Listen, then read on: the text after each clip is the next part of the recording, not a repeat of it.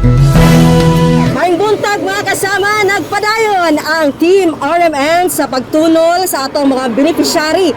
Nini atong dala nga solar radio transistor nga hatod sa RMN Foundation sa atong One Radio campaign. Maayong buntag, Nay. Tagsad, ma'am. Okay, dugay naka vendor dere? Dugay na, ma'am. Taga-asa gid ka, Nay? Maharlig. Matina apply. Matina Aplaya. Ina imong pag-umangkon, naaman tay radio education program sa DXDC. Naatay mga pagtulunan diha, naghihatag sila mga lesson nga madungog na to sa radyo. So usa ni siya sa purpose nganong nagtunog ta og mga solar radio transistor sa atong mga beneficiary. Ug usa ka sa napili sa RMN Foundation dawatanay atong solar radio transistor. Daghan salamat kayo sa DXDC, ma'am. Kanang dako jud kay nigtabang sa mua ba kay kada Domingo nagapamilya ba ako pag umangkon ani kuan kaning sa kuan gani sa eskwela gani, ma'am.